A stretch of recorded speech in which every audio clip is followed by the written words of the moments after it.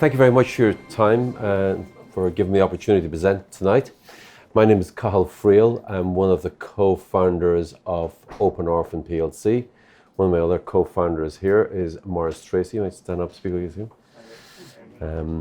And the third co-founder is Brendan Buckley. What we all three of us in common, we've done a number of startups, exits in the past. And this one, Brendan and Maurice is a lot longer experience in pharmaceuticals. I wouldn't be a natural pharmaceutical, more a finance person. There's a third IPO I've done, but the last one, let's be honest, I think I got lucky, was Amrit Pharmaceuticals. I put that together and you'll see over the coming weeks, it's about to transition from a 50 million market cap to a 300 million market cap. So it's taken away the risk. So really, talk about risk. In this company, what we've put together is in Amrit. It was the first time I got involved in pharmaceuticals. It is still, most used to think pharmaceuticals, oh dear. Boom or bust, up or down, one or another. And being honest with you, my worry, I tried to sell Amrit last year. My worry was the big high risk trial. If it succeeds, share price doubles. If it fails, you know what happens. It goes in the toilet. So this company, but now, fortunately, Amrit's done a huge deal. So now it's got 150 million in revenue. So that mitigates the risk of that boom and bust. So this company we put together, and look, being perfectly honest, this company, Orphan, if you're interested in it, it's really taking a bet, taking a risk, taking a back in on the three founders. And I'll talk more about the three founders in a minute. But really what we're trying to do is, look, we're building, we're calling it leading, it's very much European focused, but it's a pharma services company. And what's pharma services got to do with boom and bust? Services, everything we want to do is cost plus. Profitable services, no trials, no boom and bust. And the most profitable companies in the pharma industry are, guess what, are the services companies. Brendan, our chairman and co-founder, was involved in Icon PLC. Very few people here probably heard about it. It's based in Dublin. Again, very few Irish people know about it. It employs 27,000 people and it's the world's seventh biggest clinical trials company. It grows at 25% compound, never takes a risk in his life. Brendan sold his last company to it in 2013 when it had 800 million market cap. Today it's got 8 billion and it doesn't take risks. Basically, it just provides high value, expensive, no risk services. So really, to make a long story short, we're trying to just put a pharma services company together, and then we're adding some digital overlay, to use a Tony Blair word, to maybe sex it up a bit. So really that's where the digital part comes from. So let me talk to you through who are the founders, because being perfectly honest with you, it's a small cap, we're tiny, we're 15 or 16 million market cap. We aim to try and double that over the coming year and maybe double it again. We're still a micro cap. So given so small, you really have to decide, are these three people worth backing? Do you trust them? Do they know what they're talking about? But look, quick background. My background, I say I'm very happy and proud I put a pharmaceutical company together that's now doing really, really well. And the share price even bounced 10% a day. That wasn't bad. But I was worried, genuinely. A lot of my family money tied up in Amrit. I'm still the third biggest shareholder. I put it together, did the hard work, did the reverse into another shell, and the share price went down for 2 years. But now suddenly, because the market was worried about big high risk trials, I held my shares, I sold some money last year, and the money I came off the board was to fund this new one, Orphan. Before that, look, I'm not bad name, I'm a stockbroker. For 15 years, in the stockbrokers, I used to sell companies. I co-founded Marion Stockbrokers, and we sold it, and this one here, and then we set up this one here. But when I was a stockbroker, my main task was the head of corporate finance. I was actually in the selling company side rather than selling stocks. I'll give you a quick run through Maurice. He's here. Maurice's background, basically, he was co-founder, and he knows co-founded Hydrogen. The big one is GMI. He was co-founder of GMI. It did a 400 million Series B in year 3 in Dublin. And in year 4, it got sold to Wuxi Nextcode. And that basically built Ireland and one of Europe's largest genomic databases of DNA of patients. We're narrowing that in to rare disease patients. He's been around a number of startups, successful ones, inventor of 80 patents and a director of Life Sciences Foundation, and he's a venture partner at Arch. So we've kind of diversified experiences, both the science background, but also the venture capital where he had been investing both his own money and other people's money. The third and final person you're backing if you're interested in getting involved in buying shares in this company is Brenton Buckley. Brenton is slightly older than the rest of us. He's 67, but he thinks he's still 16. He's back in America this week. He was in America 2 weeks ago. He whizzes around the place. When he travels to America, he doesn't travel at the front of the bus, so he's not a good front. He travels like all the rest is in coach, but he travels extensively with us and other ones. He said he did sell his last company. It was called Firecrest to Icon. It had 800 million market cap when he sold it in. His company got 50 or 60 million. Became their chief medical officer, and during that 7-year period, it went from 800 million to 8 billion. So he helped me put this together with Morris, saying, look, you don't need to take risks in the pharmaceutical industry to make really good money. Just grow, compound at 25%. His other real claim to fame, he's 30 years experience in clinical research. I have a book here, I forgot. He's one of the few people who wrote a book on speeding up clinical trials. And very importantly for We Are, he also co-authored. He did a lot of work with the European Medicines Agency with a colleague here at Oxford. The two of them co-authored the orphan drug protocols at the EMA, so he kind of knows his way around the consulting. So look, our background, finance, pharma, one thing, all three of us have done a startup and sold at least one of the startups. Why are we talking about orphan drugs? Well, look, first of all, this is not purely orphan. Orphan drugs is it's the fastest growing space. So we're providing services. What we're trying to do is a small company. Let's see where we got it. Build it up. Everything is cost plus, no risks. And we're trying to, let's say, hitch our wagon to this space, the orphan drug space. We're not exclusively orphan drugs by any miles, but why we're highlighting orphan drugs is as follows. First of all, 15 years ago, 20 years ago, there was no orphan drugs in the market in Europe and North America. They changed the rules to speed it up. Last year, 58% of all new drugs were orphans. So that's a pretty stunning performance in 15 years, coming from zero to there. However, the piece I much prefer is the EU pharma consulting. It's a high margin, but highly fragmented. There's a bunch of big companies, there's 10, 15 monsters, Icon, Brenton's companies, Charles River, a bunch of them, they have about 60% of the market. Across Europe, there's hundreds of these little mom and pop stores with between 4 and 20 million. Our plan is to consolidate a small number of those little ones, get to 30 or 40 million, and being honest with you, again, the trouble for saying a lot of time is that's when we get our money back. So you know how we get our money back, and when we consolidate, you either consolidate or be consolidated. It's got rapid growth, 8.8% compound average growth. That's pretty good. This is the overall pharma. 9.9 billion in the USA alone, annualized. It's a pretty good market. And then within the orphan drugs, there's 2,500 products currently with the FDA orphan drug designation. That just means there's 2,500 coming through that pipeline of FDA. Not bad. You think 15 years ago there was 0. And then orphan drugs, people say, what are they? Orphan drugs are basically drugs for rare diseases. And the reason they're called orphans, we all know orphan as a child is rare. There's not that many of them. So basically, rare diseases, the drugs were called. Instead of calling them just rare drugs, they're called orphan drugs. So they're not like cancer, they're not like asthma, they're not like heart disease. They're for unique. But those diseases, there's actually 30 million Europeans, 10% of the population, has some form of a rare disease. So it's a big market. It's a very attractive market. When you get approved, you get special dispensations for it. You get 7 years exclusivity in North America. You get 10 years, regardless about your IP, regardless. So the governments have encouraged big pharma by giving these. The price, which is a dirty word these days, it's generally 4.5 times more expensive than normal ones. And this is really interesting. You get a priority review voucher, and Amrit got one of those. And 2 years ago, I was going, what's a priority review voucher? Basically, the FDA, if you get orphan drug and you get a designation, you can apply for that. And that means when you get approved, your drug can be speeded up. But that's what you basically do. You're allowed to sell that voucher. And the vary in price up to 350 is another way of funding you. Much smaller trial size, 62% less. And this is the big one. America, as usual, when it comes to anything to do with pharmaceuticals, is a bit ahead of the game. There's 520 orphan drugs on sale in America today.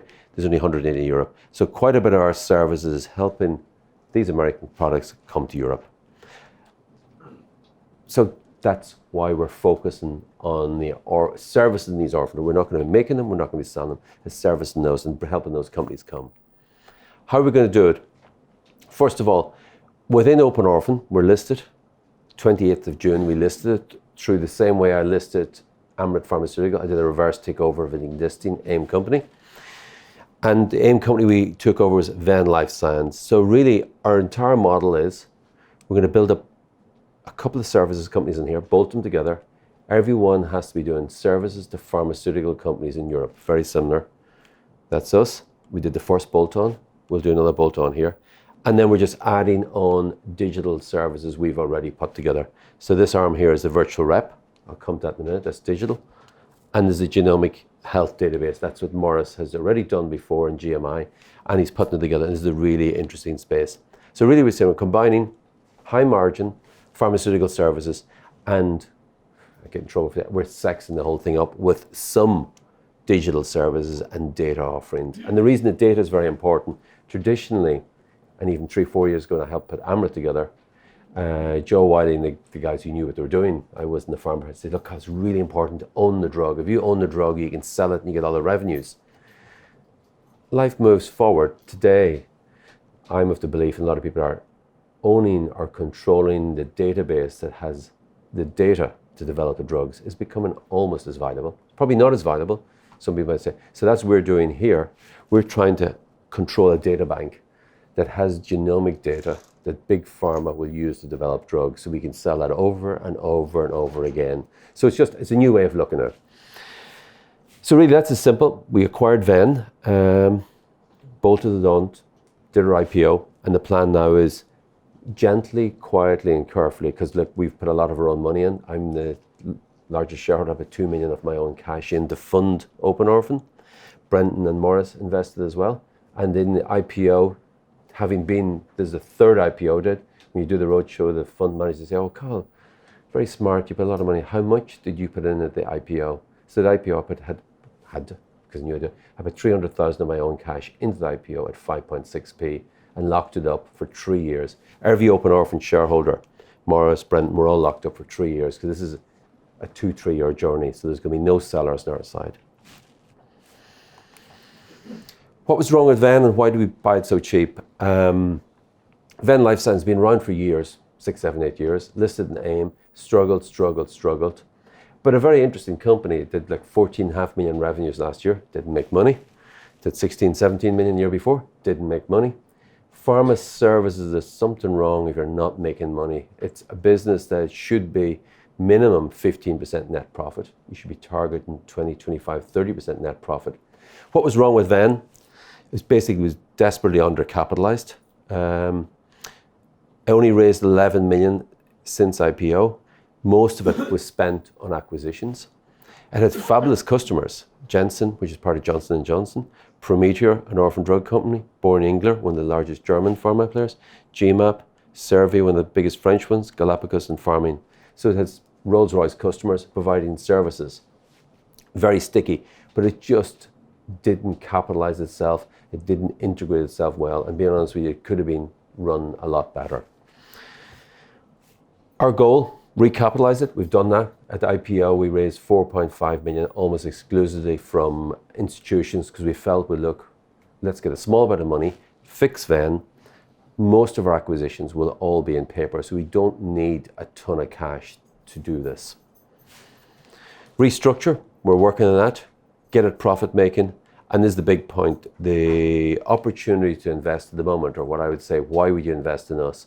Other than we're hungry, we're going to roll the dice, we're going to work harder for the next year or two, is that all our peer group are valued at 2 to 3 times sales because they're making 25% pre-tax profits. So all the other services companies in the pharma space, some of them are on 2 to 3 times. We bought Venn at 4 million, despite it doing, so we bought it at a quarter, 1/4 to 1/5 times revenues. So we're now fixing it. Venn did 14.5 million last year. We can't really say with guidance what we're going to do this year, other than that we're on track to where we want to go. And we're hoping to be re-rated over the coming months. At the moment, we're trading at about 1x sales. If we do what we say we do, we should be trading at substantially more than that. The target would be we should be trading at 2 to 3x revenues. But we'll let the market decide what's fair value. And then the big one with Venn, adding on orphan drug specialties and particularly the proprietary data platforms. And I'll talk you through a little bit what they look like. How are we going to grow revenues? Everybody knows that we did 14.5 million last year, and that's primarily in Venn. Increasing that by 20 or 30% will be a pretty good going, but we won't double or triple it.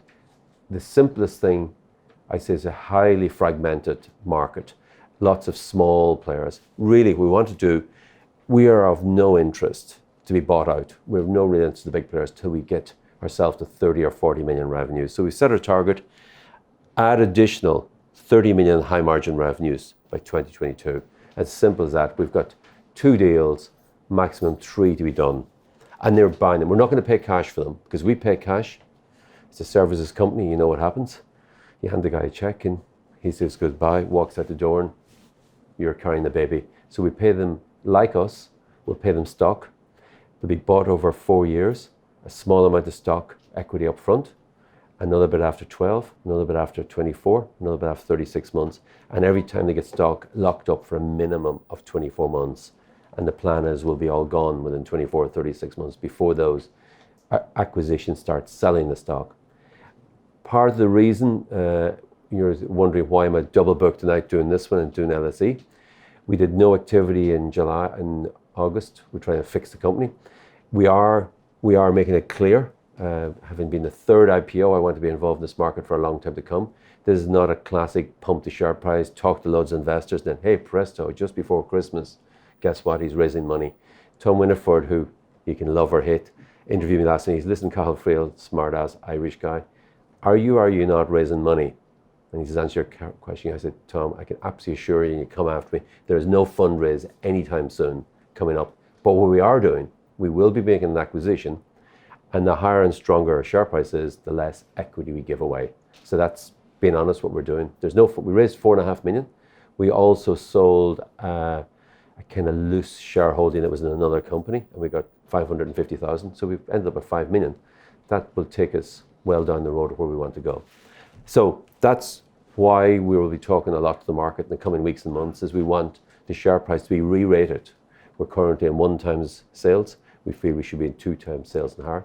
And we will be doing something on or before Christmas. We've guided the market that, and that will be using our stock. We won't be writing checks in cash. So basically, bolting these on, rapid revenue growth. It's too hard to grow organically. As anybody here in the business, growing more than 20 or 30% a year would kill you. We want to try and double every year. That will be done with acquisitions. Everything has to be high margin and the valuation arbitrage. We can buy these smaller companies for 1x revenues, and we want to be valued at 2 to 3x, if not higher. Next, the virtual rep bit. What's this piece? So really what we're saying here, this is just bolting on a couple of services company. We'll keep the family of names, so the customers will know them, the staff will know them, and we'll integrate the back. So that's what we're doing here, just bolt on 1 or 2 more companies to Open Orphan. The banner will be Open Orphan. By the way, the name, Open Orphan, means opening European markets for orphan drugs. It's a kind of nice, handy name. A lot of the big services players who might take us out, they will probably keep that name, saying we've got this orphan drug business in Europe that does services. So the name was built originally, and even the indication is, we put it together, one could say almost to sell day one. There's the markets we're servicing, European markets. So there's a bit of thought in the company, was almost build it for sale, basically. So let me come to the virtual rep, what's in there. Virtual rep and access platform. The pharmaceutical industry is like the tobacco industry, and it's a bit like the oil and gas industry, 5, 6, 7 years. It is the most profitable industry in the world. GSK, Pfizer, they make tens of billions of money. Tobacco industry, oil and gas, what's the 3 got in common? They don't embrace change. They make a shed load of money. They pay the staff far too much. They pay a nice dividend, most of them, but they don't use digital, they don't use computers. Pharmaceutical sales reps in Europe are the most expensive sales reps in the world. to drive around expensive cars, 5 Series BMWs in most cases, and visit. They don't do any of this call center business. So look, long story short, we've put together as a virtual rep. It's just basically bringing digital engagement that nearly any other industry in the world uses. It's doing a call center, it's setting up meetings, and really what we're doing ultimately, we've put a database of the 4,000 people in Europe who sell orphan drugs, basically, or who prescribe them, the doctors. And these are called the physicians or the KOLs, key opinion leaders. We provide engagement between them and the pharmaceutical companies. And how we do it is very simple. We get pharmaceutical companies, because we have them all in our books, they pay us a certain amount of money. Our little call center in Dublin will set up calls with the rep. We'll say the pack is delivered to them. And then the virtual rep sets up a conference call, a webinar. And most of these consultants who are very busy, they don't want to see a rep coming through his door because they're busy looking after their patients. He will schedule it at a time that suits him, usually quite late in the evening, over the weekend. And the pharmaceutical companies will talk him through it. End of it, we hand them over, email, pharmaceutical consultant who's selling the product, pharmaceutical prescriber, doctor, get to know each other, move on.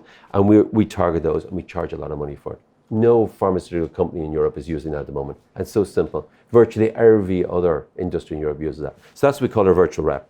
So it's basically bringing pharmaceuticals, and we can overlay that very simply to any of the customers that are currently on the Venn books. Next piece, I'm conscious of time. I don't want to run over, give you time to ask questions, see, do I really know what I'm talking about?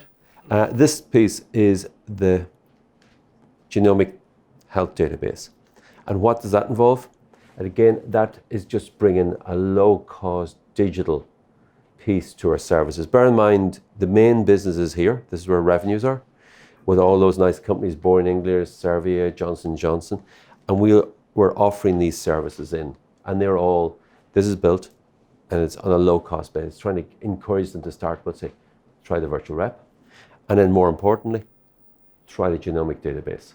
And what's the genomic database? It's simply nearly every new drug that the companies we're helping service over here are looking at something with a gene therapy, a genetic mutation, and they're looking for databases where they can see what's wrong with these patients. So really what we're putting together is a low-cost platform here. And how does it work? Basically, Open Orphan's genomic health data platform is capturing highly valuable genetic data in a low-cost manner. You know, about to ask, how do you get it in a low-cost manner? Morris's last company, how most people do this, you go out and take the blood, you send it off to China or wherever else, they do a genomic DNA, and you come back to genome. Quite expensive. However, rare disease patients have a lot of this data already. They've got lots of it because they're trying to parents and doctor, what's wrong with this child? They've done lots of genome sequences, so they're sitting on hundreds of thousands of data. And guess what? The only place in the world, Europe, GDPR, those lovely 4 letters, it's a pain in the ass for nearly every business, except if anybody in the room would like to see their dental records tomorrow, or any medical records, you just send a letter to your doctor. Dear dentist, I gather you've got dental x-rays belonging to me. Under GDPR rules, please send me a copy. See what turns up in the post. And if you don't send me a copy, I'll report you. And that's it. Everybody in Europe can do that. Any data held by you in Europe, anywhere, particularly medical, you own that copy. The dentist is only using it. So these rare disease patients, all over Europe, there's hospitals with tons of records on them. And all we're saying to the rare disease patients is that, look, if you write a letter to the hospital and say, under GDPR rules, give me that hundreds of thousands of beautiful data belonging to me. And what we've put together, we're not going to talk to all those patients. There's millions of rare disease patients, but there's a couple of hundred patient advocacy groups across Europe, and they are charities acting for these patients. They're trying to do 2 things, provide better care for them and promote to find new drugs. So we're saying to patient advocacy groups, tell your patients to share their data with us. And how do you do that? We've set up a server and we'll host, corral and manage their data. So the patient advocacy group says, and then we will then use that data. Big pharma can come and look at it, access it, play around, but they pay a lot of money for that. And the fees for access, we will split with the patient advocacy group. We can't give that money to the patient because that's like paying for blood, but we can share it. So we've now across Europe about 200 organizations promoting send your data to the open Orphan server. And we never, and the key part, there's loads of other companies brokering, selling genome, but the genetic data is becoming very important. It's a bit like a fingerprint. Nobody in the room would sell their fingerprints, would you? Because there's only one fingerprint. The same, people are worried, oh, I've given away my genome. So we're doing here, we're making it really clear, the data will never leave our server. It won't go to China, it won't go to India. It will always stay in a server. Pharma companies can look, can play around with it. There's almost you may not touch, they can't take it away. But they'll pay a lot of money for that. And if the patient wants his data back, contact us, we return it and delete it. So it's a really simple model. We don't pay for it. We just host it for them. To use Morris's word, we corral it. We keep it on our server. We've automated. We tell all the patient advocacy groups, look, download this letter, send it to your patients. But like you sending your note to a dentist tomorrow, I'd like to see my, and this is digital now. I'd like to see my dental x-rays. If you ask your dentist, he's 30 days to give you a copy of your dental x-rays or any data he holds. So we're using GDPR. It's very simple. So really, we aim to become the leading broker of rare disease patient data in Europe. We're sticking rare disease. That's our little space. Low cost, basically, we're not paying, but we're hosting the data. It's suitable for large pharma companies as they often are looking for specific anonymized data to help the discovery programs, but it's also invaluable for helping new rare. So it's one of these simple models. Anybody can copy this, but because we've chosen this little space, we're going to do rare disease patients, we're going to do orphan drugs. In a year or two's time, I'm sure other people will copy us, but once this gets moving, people will say, well, we can give around a few of them, but we're ahead of the game in that. And we're not spending, this is like $500,000 in investment. This is not tens of millions. Bear in mind, most of this was Morris, mine, our own personal money. Digital health data platforms are one of the hottest investments. You already know that. There's loads of them around the world. We're over here. It's a low cost one. There's loads of them. You copy that. But we're the only one doing this. We were corralling a large database of data together. Healthcare data is in huge demand. This is the price paid per patient for snapshots of data. And again, we expect rare disease to come out in the premium to this here. So we believe in a very short period in time, within the first year, to have sufficient data on our platform to be generating quite attractive revenues. And the pharma company, bar none, pays for access. We're going to try and get milestone payments. If they develop a drug, they pay more. And we just keep this large data bank. And the really interesting part is it never leaves our server. If the patient wants his data back, ping goes straight back. So in summary, what have we? We believe we have reasonably, of course I would say it's a fabulous, compelling, you've heard enough that you hear this every month, but we think we have a good investment case. It's a new management team. We have a track record of building successful businesses. Morris, and you're really, genuinely, if you need to speak to Morris tonight, chase me, you're backing Morris, myself and Brendan, really. We put our money in. Collectively, the management team are the largest shareholder group. We've got over 30% of the company. Most of our investors to date have been institutions. We didn't go around any of the retail brokers during the fundraise. We thought, we'll just get institutions and see where it goes there. And we talked to the retail market when we've stabilized the company. Most people felt we couldn't fix Venn. Venn was 1.5p last year when I put in some rescue money into it. I had to pay the payroll in March because they ran out of money.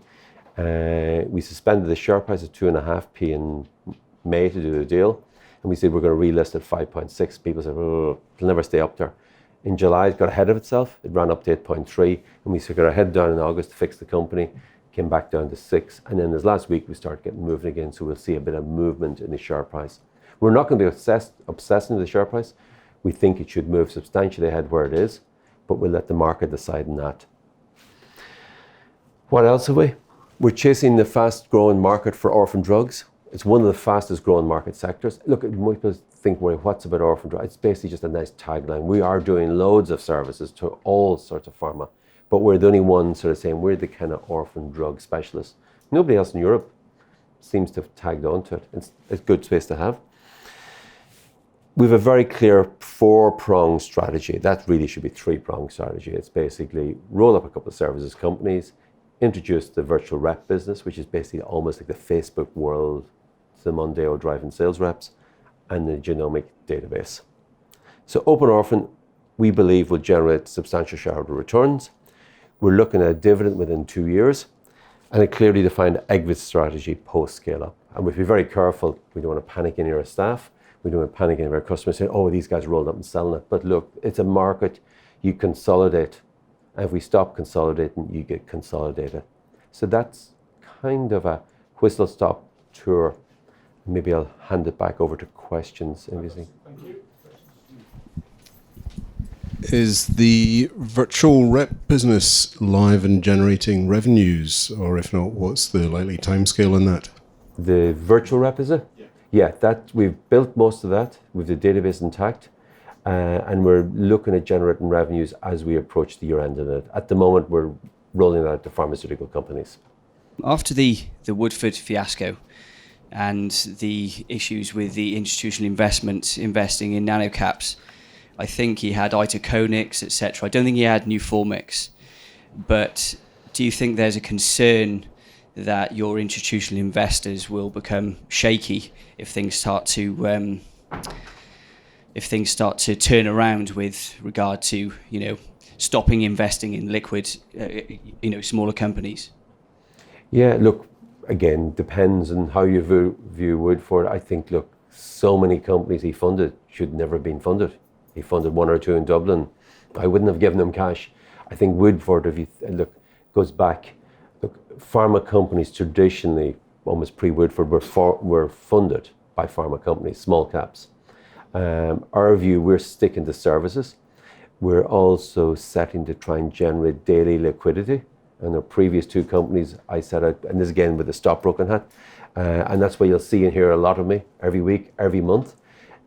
People give out about AIM, say, AIM's a crap market, including my colleagues now in Amrit, Joe Wally's always say, AIM's crap. I said, Joe, you just have to generate liquidity. To answer this again, is really, Brendan, 67-year-old, he's one of the 6 people executive team who ran Icon. They took it from 800 million market cap 2013 to 8 billion last year. Before he came in, he says, you've got to meet the rest of the C-suite. Every with a C in front of his name. Chairman, CEO, CFO, COO, and Brendan, CMO. A hard, fast rule. 1/3 of every day, 1/3 of every week, 1/3 of every month, 1/3 of every year. Talking to shareholders, doing investor relations, managing that share price, doing things, and then the other 2/3 doing your normal day job. So to answer your question, I think, look, Woodford, it's passing through. Bear in mind, where did Woodford make the most of his money? Somebody should tell me, he probably should be cigarettes. His original high yield income fund was, he discovered 15 years ago, tobacco companies threw off an 8% yield and grew by 6% a year. And like when he strayed away from that, he was in the GSK and Pfizer. GSK and Pfizer, big dividend, grew at 6% a year. And then he thought he'd sex it up. Shouldn't use, that's the word we're using. And he went into the zero income. So I think, look, he's moving away, and the normality might return. And there was a lot of companies that he funded that probably shouldn't have been funded. So it's probably normality will return. Does that answer your question? Kind of. Hi, over here. Sorry, apologies. Thank you. So I worked in the pharma industry for 28 years. Oh, sorry, hopefully I didn't insult you too much. Oh, no, absolutely not. No. But over that time, I've seen the physician-rep relationship change and mature. And it's got to the point now where it's not that physicians don't really want to see reps in the offices. They just don't want to see reps at all. They want information, and that's why companies are going towards the MSL model, medical scientific liaison, who can talk off-label and more broadly, and going away from reps. So I just wonder if you could comment on that with relation to your virtual rep model. Yeah, let me take you back this piece here. I didn't want to dwell, because we wanted to give you a whistle-top tour tonight of, and that's a very good question, traditional sales rep. And what are they? Expensive, limited. Look, but we all forget, the typical consultant who prescribes drugs, was oncology, cancer drugs, or rare disease drugs. They're very well paid, as you know. They're earning between 200,000 or 300,000 or 2 or 3 million. They've got every 15 minutes slot, bang, bang, dealing with a patient, billable hours. The rep comes in, let me show you this drug. No, go away, another rep. So what they want is like that. There is, in the orphan drug space, a lot of them, well, all we're doing here is that we've put together the 4,000 main physicians in Europe who deal with rare disease patients. Nobody has done it. And then it's really simple. There's a little call center in Dublin, 2 or 3 kids in our basement, basically. And they're ringing up the pharma companies and saying, look, we'll promote, we'll set up 480 meetings per year. That's as easy as pie. And we basically just drop a mail pack in the post, send an email afterwards, sure they've got it, set up the webinar. At the end of the webinar, Mr. Pharmaceutical Rep, get to know you've just spoken to the physician, or the fancy name, the KOLs, get to know each other, hand them over, go and do another one. And that's literally what we're doing. Now, they are doing it somewhat, but nobody's really doing it in the orphan drugs. So all we're saying, we're cutting the traditional rep out. It's then the pharma company takes it from there, and you've almost allowed the pharma company to speak directly to the physician who's prescribing the drugs. And we've discovered most of them want this speaking as a webinar on Friday night at 10 o'clock when he's sitting home having a glass of wine. And because most of these companies are on the west coast of the States or on the east coast, it suits them as well. It's not for everybody, but it's trying to bring some of them more. And you probably saw there's still an awful lot of additional sales reps in the pharma industry in Europe. Thank you very much for your time.